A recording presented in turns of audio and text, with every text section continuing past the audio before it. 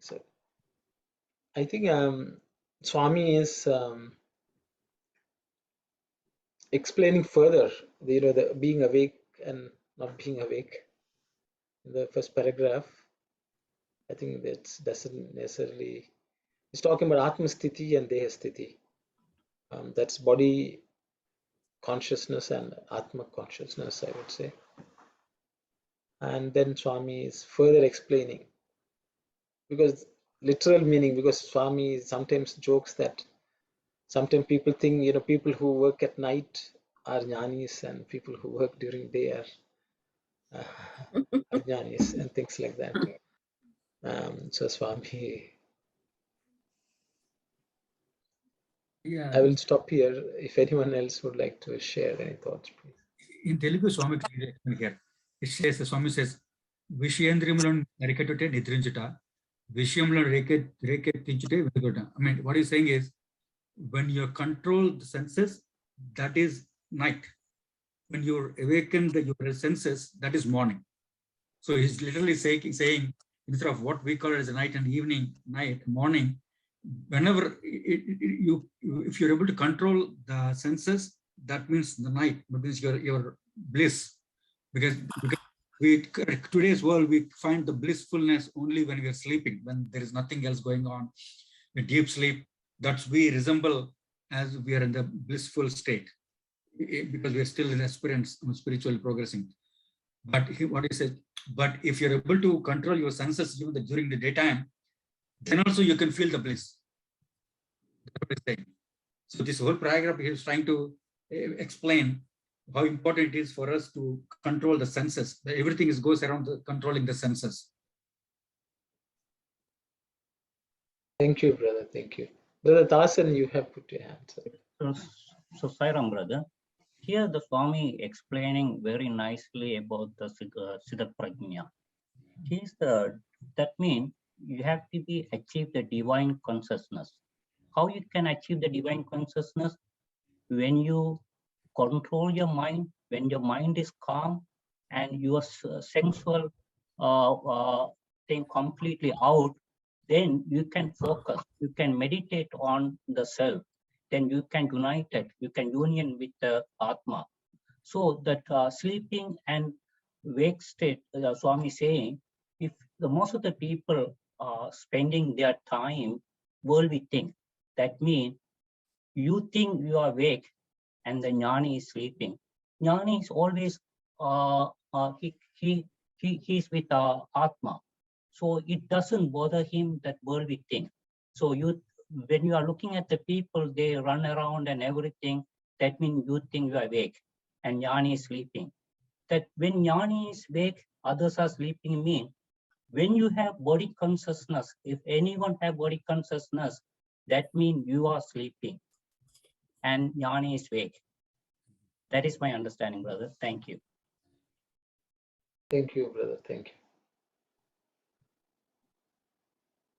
I mean, in another way to put it, I think day and night cannot combine, cannot exist together. So like that, either this way or that way.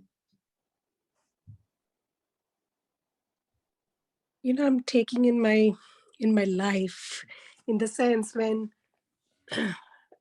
we are in the process of controlling our senses or working towards controlling our mind, we may have to, I'm just thinking, I might have to shy away from the worldly things, too much excitement and all of that, because I'm still in the process of controlling. I'm still getting stronger. I'm not yet there. So once I am there, that I know I can control, I can go back in the world, which I was shying away initially, and it will not disturb me. Because in the second paragraph, the third of the fourth line, it says, it will not awake even by mistake in the sensory world, the world where the ordinary man is more vigilant. Means if I control everything, my senses, so even if I'm in the world with people who I was shying away while I was in the process of controlling, that is a time I will know that, what doesn't affect me. Mm-hmm. I'm just thinking out loud, how would I test that where I am? Sai Ram. Sai Ram.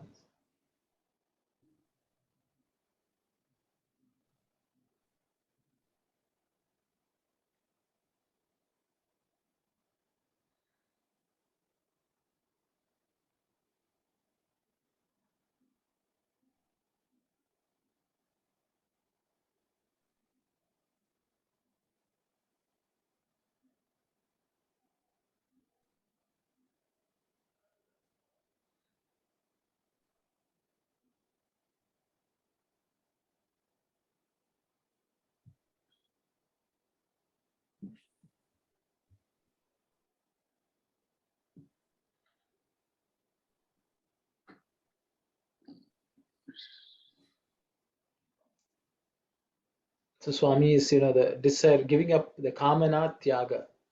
That's what Swami is. They give up all desires, renounce all desires.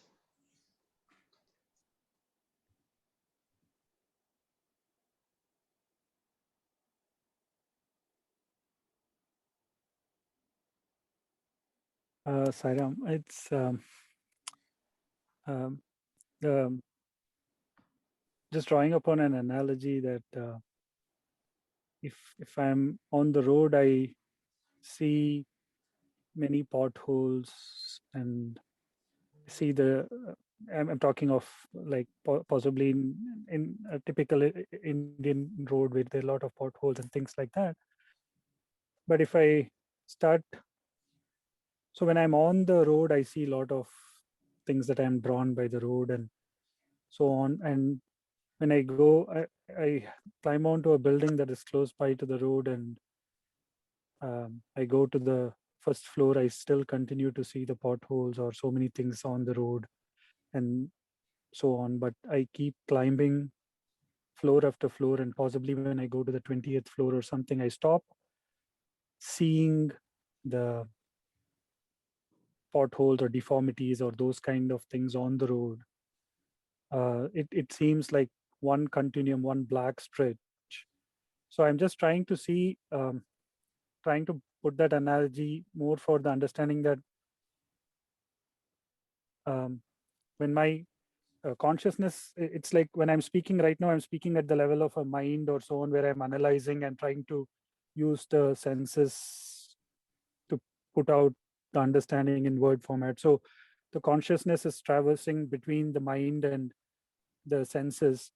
But if that consciousness goes at the level of the intellect, it is the closest to the Atman, which is like going higher up in the building level or so on. So it starts seeing everything as a blemishness or blemish free. It is absolutely free of any faults and things like that. So in terms of anything related to the world as desires or controlling the senses and so on, which while standing on the roads appears to be very cumbersome and so on, when I have a higher perspective, 20th floor view or a 50,000 feet view kind of a thing, everything seems fine. And at that stage, where I stand is closest to what is being the Atman, or maybe I'm at the level of an intellect where more of the silence prevails and I see everything perfect. So I'm just trying to see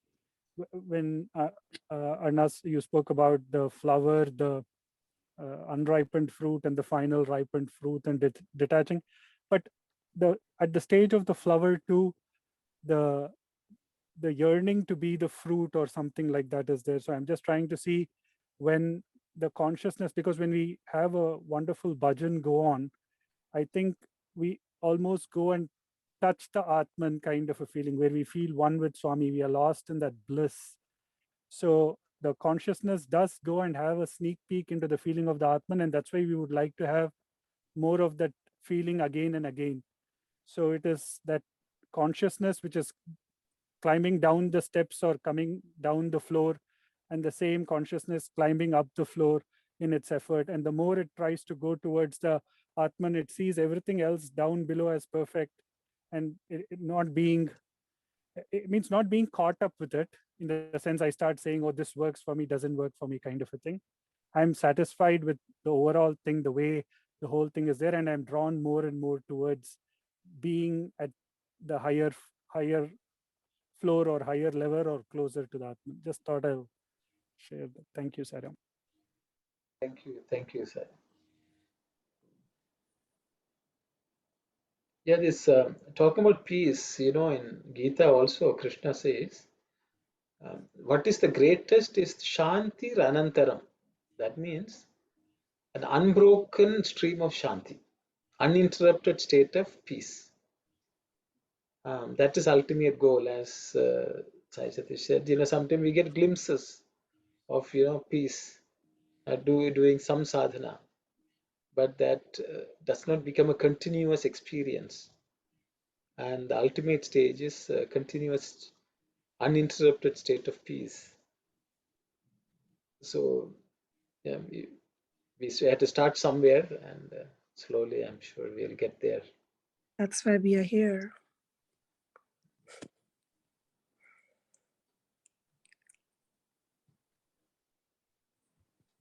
I guess if everyone is okay, maybe next slide, sisters. To man sorrowing on the battlefield of life, bewildered by the attractions and the distractions, not knowing where to turn and which road to take, Madhava taught this Sankhya Yoga, second chapter. The other chapters are like commentaries on the teaching in this chapter. Arjuna, prepare yourself for giving up the mind, for being merged in your own self. Withdraw the mind from the sabda, sound, sparsa, touch, rupa, form, rasa, taste, gandha, smell, categories, the 5 elements. Then you become Siddha Prajna, said Krishna. In the second chapter, he elaborated in the 11th to the 38th shloka on the Atma Tattva, Atma principle, in a simple, easy, understandable style. Then from the 39th to the 75th shloka, he taught the Dharma Karma, righteous action, attitude that is essential for attaining the Godhead, an attitude that is based on the Karma Yoga, yoga of action, which itself is embodied in the Samadha Buddhi or equanimity, already prescribed.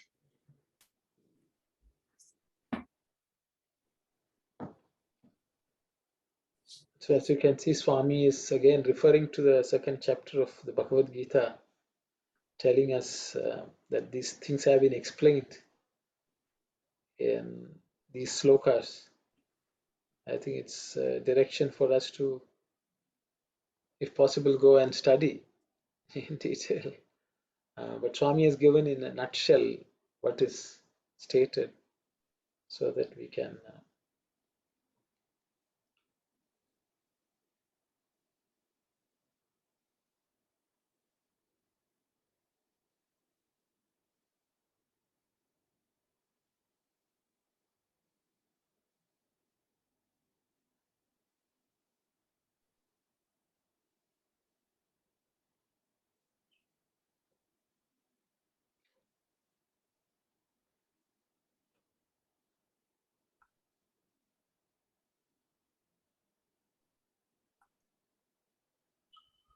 So Sairam brother, so that Lord Krishna taught Arjuna the 4 ways how you can achieve or the goal of moksha. One is surrender. Second one is Sankhya teaching. Third one is Karma Yoga. The fourth one is Siddha Prajna. So you have to select what is suitable for you. Then Swami's explained very well the past chapters. Thank you. This is my understanding, brother. Thank you, brother. Thank you. Sairam brother, in this particular chapter, I learned that, or maybe in the last week and this week, we learned about the action must be done for the sake of action and not for the sake of attachment to the results of the action. So in that particular part, we discussed about we shouldn't expect any fruit of the action, but we should be doing the action in this is the way maybe the Swami explains Karma Yoga. We have to do the things, but don't expect any fruit of the action. But when, according to this, the last paragraph here, I went to look at the chapter 2, and over there, in one of the paragraphs, I looked at when Arjuna asked Krishna, to describe the way a wise man moves in the world, the Swami or the Krishna answers that the wise man submerges his mind in meditation and learns to withdraw from the sensory confusion of the world. The wise man should submerge his mind in meditation. Then, that person can withdraw from the confusion of the world. But practically, can we submerge all the times in meditation? Definitely, maybe a 1 hour meditation, maybe morning and the evening, we can submerge our mind in meditation. But in other times, we wouldn't be able to submerge. But in those times, definitely we would be in the worldly affairs, and certainly we would be in the confusing state. So maybe Swami in the upcoming chapters, he would explain us how to overcome, yeah?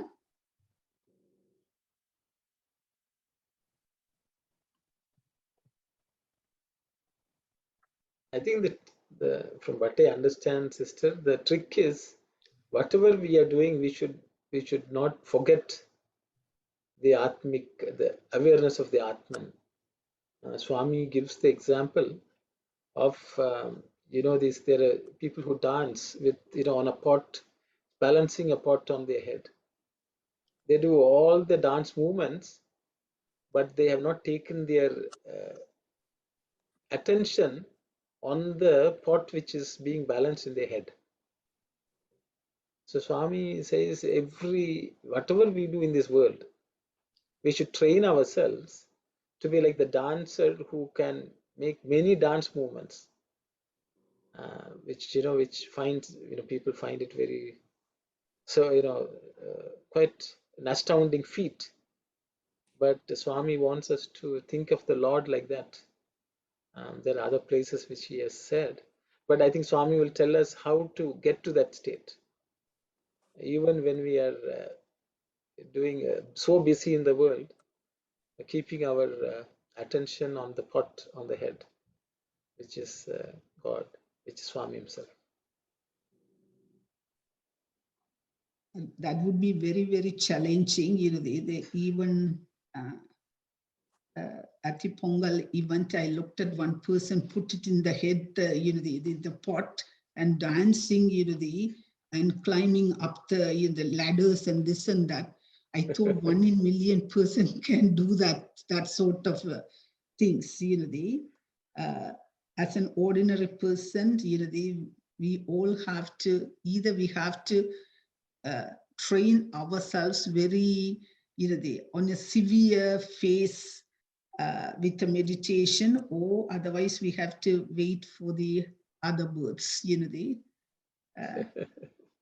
to get into. Thank you, Sairam. Sairam, brother, Sister Anandi's point, even Arjuna didn't go to the level of the Siddha Prajna. He took the easy path. He took the surrender, everything to the Lord. And Lord will take care of everything. So this Siddha Prajna stage is very difficult. Even you don't need to, so even Lord Krishna said that is a difficult path. Take the easy path that you can merge on me. Thank you, Sairam. Sairam, brother, Sairam.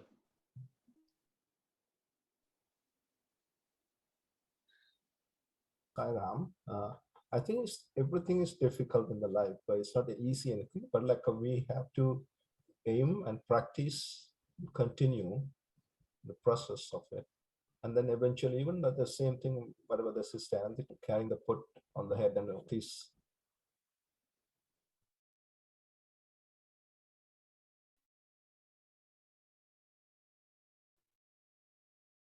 Many times, and eventually he achieved that one.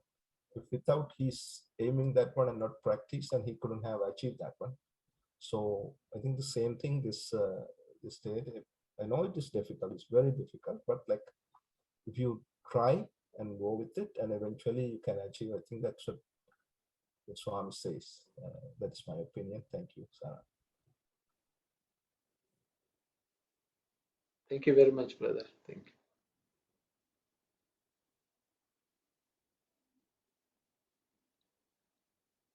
So Sairam brother, last, our Sandhika Nivarani, and we were studying, when you surrender, like a cat and a kitten, when the cat carries the kitten, it doesn't move or anything.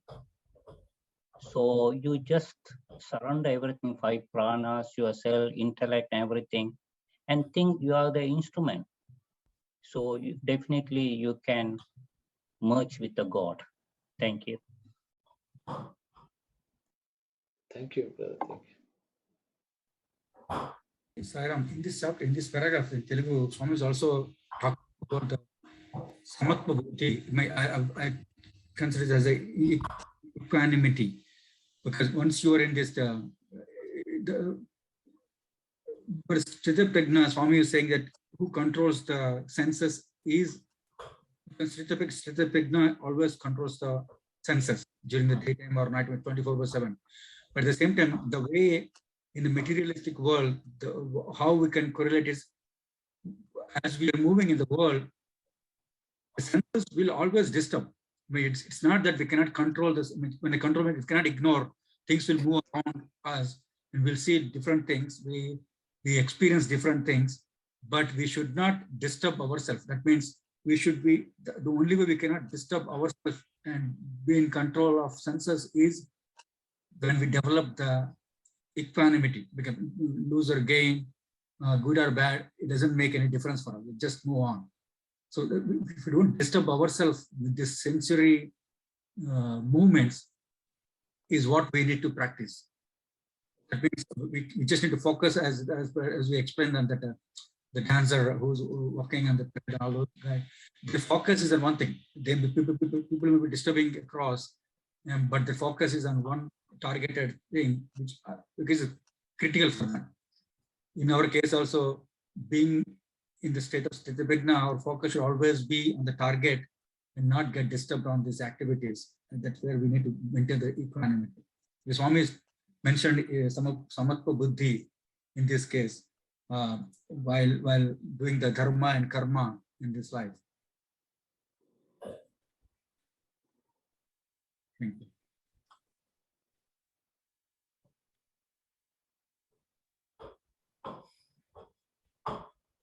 Thank you, brother.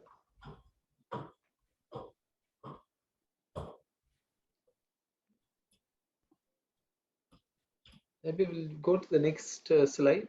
I mean, it's same idea, Swami. Oh, next chapter. It's okay. We'll start. Chapter 6. In 17 verses, from the 56th to the 72nd, Krishna described in the second chapter the characteristics of the Sthita Prajna and the excellence of that stage. Then saying that he himself had established Jnana Yoga for the Sankhyas and Karma Yoga for the Yogis as means of attaining liberation, he spoke of the importance of karma. Everyone has to bow to the demands of nature and engage himself in karma. It is inevitable. Therefore, Krishna said, do the kartavya karmas. Kartavya karma. That karma, that is your bounded duty. Being engaged in karma is to be preferred to not being so engaged. If you desist from karma, the task of living becomes difficult, may impossible. The karmas that do not bind by consequence are those referred to as jnana, yajna, sacrifice.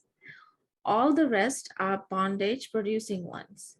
Therefore, O Arjuna, give up all attachment and engage in acts as if they are each a yajna, sacrifice dedicated to the Lord.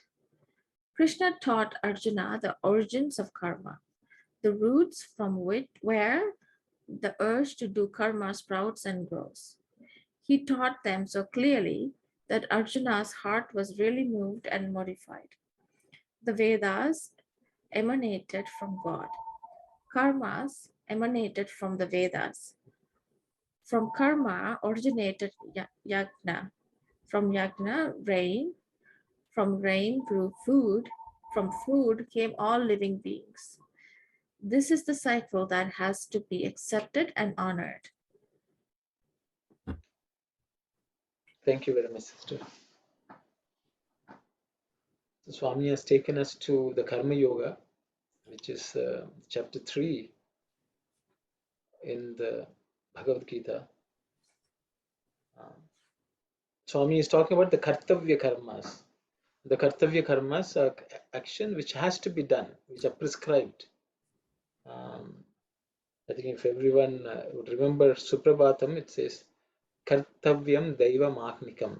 You know, that's the way we are telling the Lord Himself, the Lord Suprabhatam, because if the daytime and whatever time something has to be done, Agnikam, Devam Agnikam, but is what divinely ordained activities which someone has to do every point in time. So that's Kartavyam. What has to be done has to be done. So that's Swami is talking about. Then Swami is differentiating between yajna and action that bind us. Yajna is whatever we offer to the, I think the translation says sacrifice, but Swami has taken objection to the translation of sacrifice. He says yajna is not necessarily sacrifice. It is offering to the Lord. I think that's a better translation. So he's what we offer to the Lord and what we do not offer to the Lord.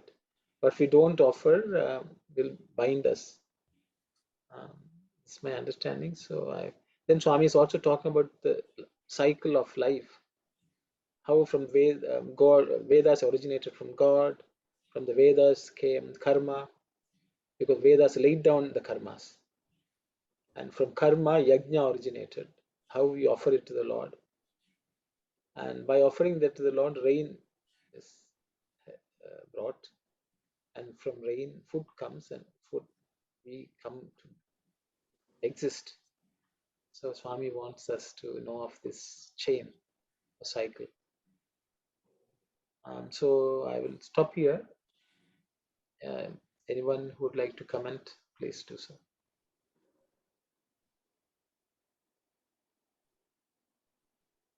So, Sairam, brother, if I want to put in a nutshell, so when you are doing the action, don't cling to the action.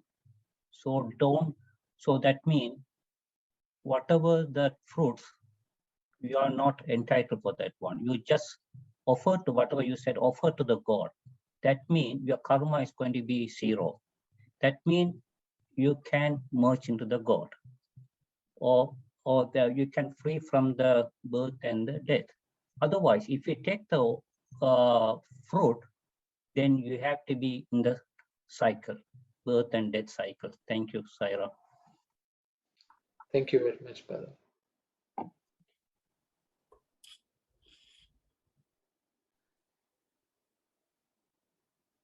So, Sairam, in this, Krishna is also asking Arjuna in Telugu. He says, without having any expectations, Ignardhamuga karmalu cheyamu. In the sense, in this context, I'd say Ignardhamuga means be focused, like a discipline, where you need to do what you need to do with utmost respect and care and with 100% dedication, without having any expectation of the results. That's what so Ignardhamaga, use the word Ignardhamaga, so I can correlate. So whatever the action that we have to do in our day-to-day life in different roles as a husband, son, daughter, whatever, we need to do it. We need to do those, perform those actions that is given to us with utmost respect, without having any expectations. So it's like self-service. Everything is a service. Swami says, whatever we do, it's a service. So service is selfless, should be selfless. Then only it will reach Swami. So we need to do our day-to-day jobs in our day-to-day life with utmost respect and care. That's the best way to do our karma. As Swami says in the first paragraph, everybody has to do something. It cannot. There is nothing like idealness and go and do tapas in this time frame. Something that whatever we do, it has to be in the right way. Focus. Thairam. Yes, Auntie. So now, as a householder, the duty towards the family and all that, we do the duty, but without expecting any reward or fruit of the action. Just do the duty and be sort of unattached to the what we are doing. Does that is that the meaning of what brother was saying? Get attached to the duty. As an offering, I would say, I think doing it as an offering to the Swami, because to Swami. Oh. So I think that means, in a way, is also saying, do the Swami in the other people that you're serving for. Right. Then whatever you do, you may not feel tiredness. Basically, you'll have joy. Yeah. Doing that work. Right. Thank you. Sorry. Yeah, yajñārthamuga. Yeah. Yeah. So as everything should be done like a yajna, even the duty. Right. Yeah, offering to the Lord. Offering. Sairam, can you explain that sentence where in the first paragraph, then saying that he himself had established Jnana Yoga for the Sankhyas and Karma Yoga for the yogis? Okay, that's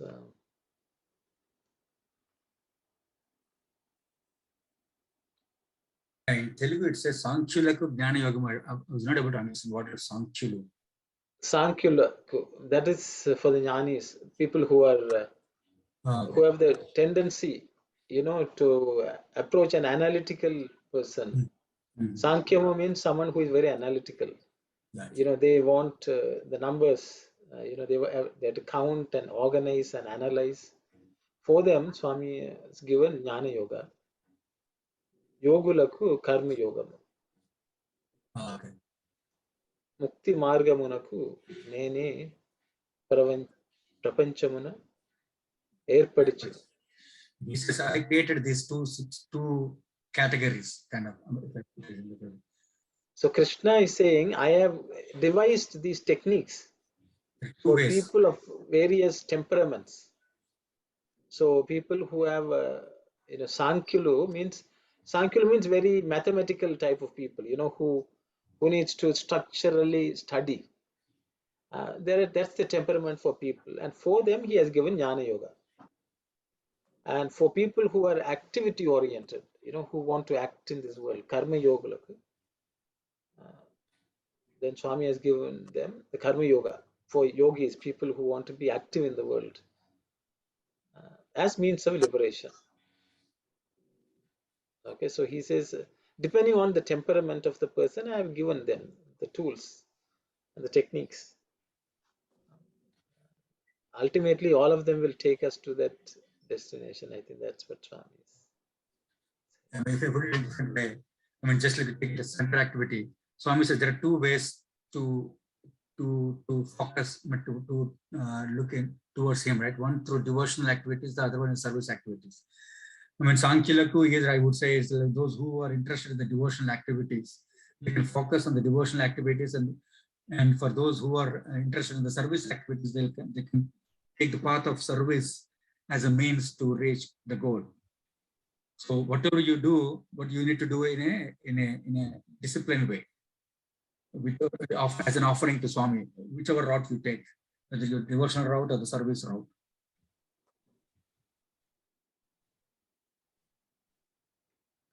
Sai Ram. Brother, oh, sorry, go ahead. Oh, Sai Ram, Shivani, you want to go first? Then I can. No, sister, you go ahead. You go ahead. Okay, thank you. And so I understand from the discussion about this one. So Swami has given two types of marker, or the ways of achieving our target or goal. One is the Sankhya, and that is a knowledge based, and the second one is the action based, that is the Karma Yoga. So Swami also tells us that we cannot avoid the karma marka. Each and everyone as a human being should do the karma or action. So if both leads us to the target to merge into the Almighty, why we should go into the Jnana Marka, knowledge based? That is really, really difficult for most of us. Simply, if we follow or if we choose the karma marka, still we can achieve, or till we can attain our target. Is that true? Good question, sister. I will open it up for discussion. Aaron, the way I would like to explain that is, when you look at the Jnana Yogamu and the Karma Yogamu, there are two paths. There, the karma in the Karma Yogam is talking about the path, like as I said, devotional or service oriented. In the next line, where no one should not be not doing anything. In this, karma is an action. So there are two ways. Those who are interested in the devotion, they can follow that route. Those who are interested in the service, they can follow this route. But one has to do something. We have to do, the second karma is the action, not the karma yoga karma. I mean, it's a name may be confusing. The way I interpret is there are two ways, either this way or that way. You have to pick one of these ways. Without that, you cannot reach the destination. It's second karma is action. You meant to say. Thank you very much. For 1 second also, you cannot be without doing anything. So, Saram brother, when Lord Krishna was teaching the Bhagavad Gita for Arjuna, Arjuna also asked the same questions. Which one I have to select? Whether knowledge, that Jnana Yoga or Karma Yoga. So that for him, it's a Karma Yoga is the easiest one. So better to take the Karma Yoga, you can merge with the God. Thank you, Saira. Saira, brother. Anyone else has something to? I think it's taken a simple way, like people can, there are all category of people. Some of them capable of go through the Jnana Yoga, so they would go for the Jnana Yoga. And the people who are capable of Karma Yoga, they choose it that way. Either way, whatever it is suitable for them, they can carry it. And I think that's what Swami is saying here. Thank you, Sarah. Brother, I don't know, maybe I'm creating confusion, but I'm just thinking, isn't it? It's a blend of both in a way, in a subtle manner. How can I do a karma without any egoism until I have a jnana of my atmic reality? I mean, bit of both, of course. If my temperament is towards karma, definitely I will go maybe 70%. I'm just putting that. But the jnana has to be a base. Why you are here? What is your reality? And how you should see the world, the senses control. If that jnana is not there, I mean, how can I be a karmic yogi? I don't know, maybe I'm making, but I'm thinking it's you have to have an understanding, and you have to do both yogas, but maybe at a different proportion. I mean, without thinking what I'm doing, but I'm just saying in a subtle manner, you are a jnana yogi and also karma yogi. Thank you, sister. Nice, nice point. I will open it up for anyone else. So, May- sorry, go ahead, brother. Sorry. So I think again, I think in Telugu it's very clear.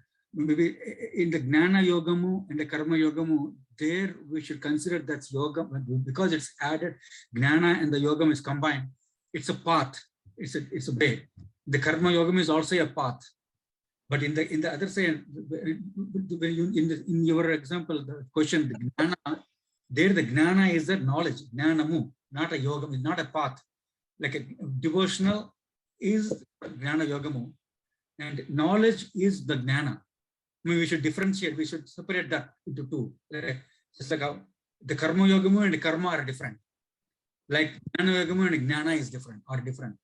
Gnana Yogamu talks about the path that we can take, and the Gnana is the knowledge. Obviously, one has to have that knowledge how to do it. I mean, what is the right thing to do.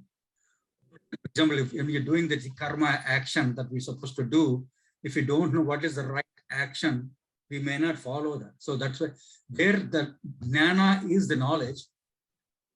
That's why even when you're doing your action in the karma yoga path, it has to be done in the right way.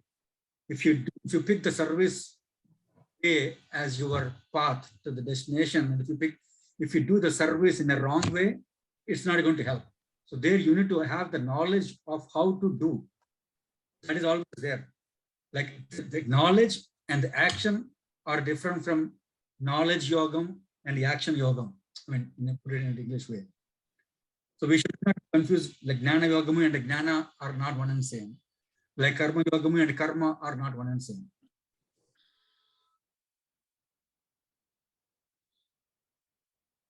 Hope I explained here.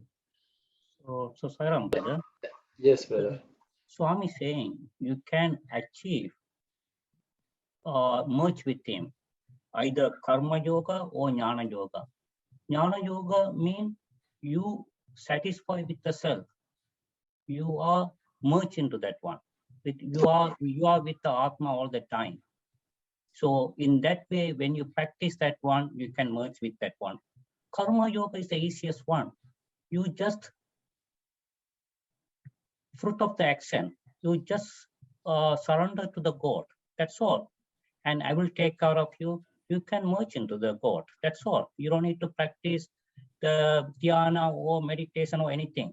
Either you have to go that way or this way, which is easy, the karma yoga. Thank you, Sairam. Sairam, just a couple of thoughts here. So Yes. one is Sanatana Dharma has always believed that as many seekers, those many paths. So how to illustrate is that in this context, of course, of this chapter, Lord Krishna is talking about Jnana Yoga and Karma Yoga. But we know that there is Bhakti Yoga also. And in Bhakti Yoga, we also know we have Navavida Bhakti Marga, starting from Shravanam, Kirtanam, all the way up to Atmanivedanam. So, and we have people like Arjuna who has shown like Sankhya Bhakti, like friendship kind of a thing, kind of relationship, which whether we call it Karma Marga or Bhakti Marga, or in the context of Radha, whose devotion to Lord Krishna was so much, at that stage of her devotion, will we call it Bhakti Marga or Jnana Marga? Because everything became one. So it is something like, again, another analogy where you go to the top of the building, we can take the steps, the stairwell, we can take the escalator, we can take the lift. For this purpose, I'm keeping taking the stairwell maybe as Karma Yoga, taking the escalator as Bhakti Yoga, and taking the lift as Jnana Yoga. But the end result of all that is to get to the destination, which is a the top of that building or whatever. But in essence, they intertwine. So like what sister had earlier mentioned, as we traverse in bhakti, jnana comes as part of it, because that wisdom starts flowing into us, that everything that matters is only the Lord. So if you look at the context of Radha, everything that mattered was only Krishna. And she was at that highest level of jnana, that there was nothing else in this universe other than Krishna.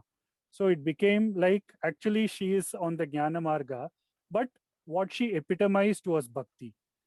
So in essence, it would be the beauty of the Sanatana Dharma is everybody can take the relationship of what they feel with the Lord and walk towards it. We can compartmentalize it as jnana, bhakti, karma, but many times they overlap. But the sweetness of the relationship remains. So we can take the Lord to be our mother or our father or our friend or our guru. We can choose that relationship and traverse. And there is a lot of overlap that happens between the three margas. But at the end, essence is to reach to the top of the building. So we can compartmentalize, but to a great extent, we do overlap, and it's not watertight compartments. They do come together.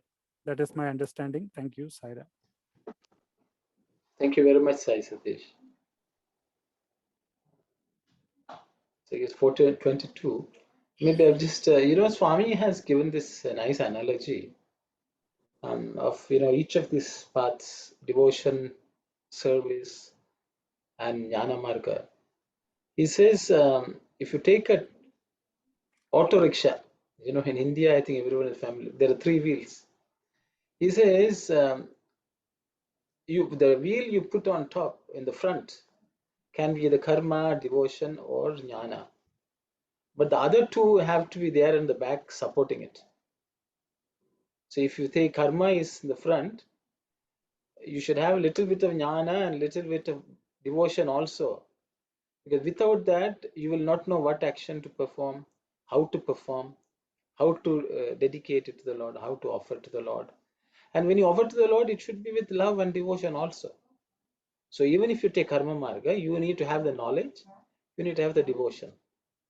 If you take the jnana path, jnani, he's analyzing, trying to find the Atman, all that, Sankhya, jnana yoga. But even that person has to have devotion to the Lord. Otherwise, he will not be able to reach the destination. He also has to engage in actions, which was, everyone has to engage in action. But their temperament may be such that they will use jnana as the primary way of relating to the Lord. But they cannot give up devotion or seva. Same with devotion also. Even if you are doing, you are thinking of the Lord, you have to engage in action in the world. And you also need to have knowledge of what is permanent, what is divinity. So jnana is also included. I think that's what Brother Prasad was saying. One is the path, but we need to have these ingredients. It is similar to, if we go to college, even if you are specializing in physics, you have to take some chemistry, some mathematics. If you are taking mathematics also, you will take some allied subjects. Only then the whole education process is wholesome, because there's an interdependence between different fields of study. So also the even these ingredients of jnana, yoga, bhakti are needed for everyone, but we can take one as a predominant activity or predominant focus. I think that's what I understand, based on whatever everyone has shared also. Thank you. Thank you. So we cannot neglect any, we cannot give up any. We use all of them. I think that's what Sister Shivani already mentioned. She thought she was confused. Because I was thinking, then I can tell my family I don't need to do any karma. I'm just in a jnana yoga. So cook yourself, feed yourself. So it's an easy way for me to live. Thank you so much. So it's 4:25. I think it's very nice discussion today. We can, if anyone has something to really share, I will pause for a few seconds. If not, we will close with Samastaloka. Okay, we can go ahead and close with Samastaloka Sai Ram. Om Samastaloka Sukhino Bhavantu. Samastaloka Sukhino Bhavantu. Samastaloka Sukhino Bhavantu. Om Shanti, Shanti, Shanti. Thank you so Sai Ram, much. everyone. Jai Sai Ram. Thank you, Sai Ram. Jai Sai Ram. Jai Sai Ram, Sai Ram.